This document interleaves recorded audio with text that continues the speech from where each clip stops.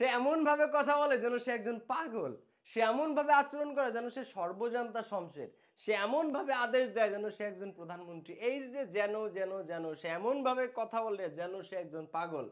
এইটাকে ইংরেজিতে বলে অ্যাজ ইফ বা as though.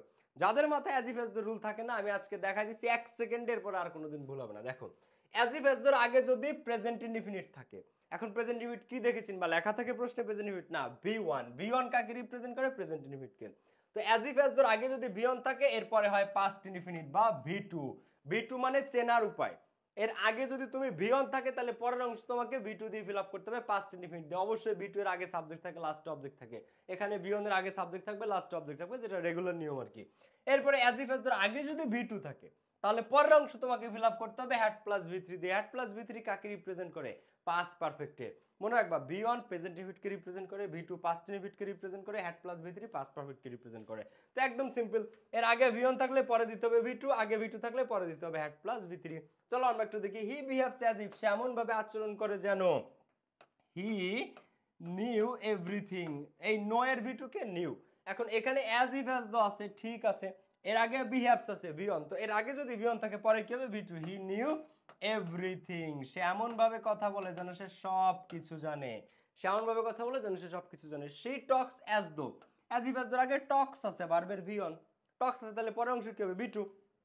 She talks as though, সে এমন ভাবে কথা বলে যেন শি ওয়ার এ ম্যাড, যেন সে একজন পাগল। শি ওয়ার এ ম্যাড, এই ওয়ার কার ভি টু বলো তো? বি ভার্বের ভি টু। বি ভার্বের ভি টু হচ্ছে ওয়াজ বা ওয়ার, আর ভি থ্রি কে? ভি থ্রি হচ্ছে বিন। বি ভার্বের ভি টু ওয়াজ বা ওয়ার, আর ভি থ্রি কে? বিন, বি ডাবল এন, বিন।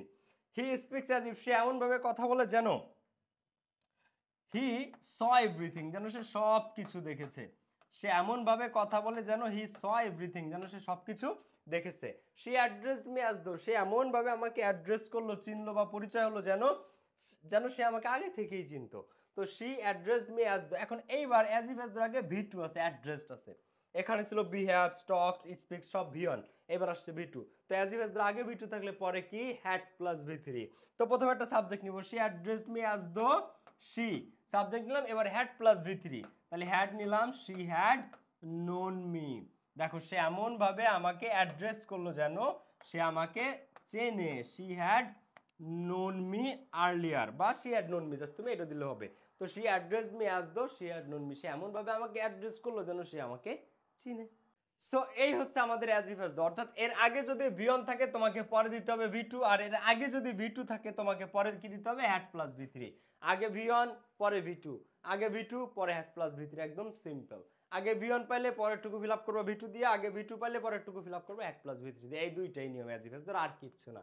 দেখা হচ্ছে নেক্সট ভিডিওতে। আর আমাদের 25-26-এর পেইড ব্যাচে ভর্তি চলতেছে। 26-এর একদম নতুন ব্যাচ, যারা এইচএসসি 26 ব্যাচ আছো তাদের নিউ ব্যাচ শুরু হবে 26 জানুয়ারি থেকে। এটা আমাদের special batch, first paper second paper free hand writing একসাথে পেয়ে যাবা। 4 মাসের কোর্স ফি 1450 টাকা অনলি। এই নাম্বারে কল করে আজ ভর্তি হতে পারো। Take care. ভিডিওটা অবশ্যই শেয়ার করবো বন্ধুদের সাথে। Bye by.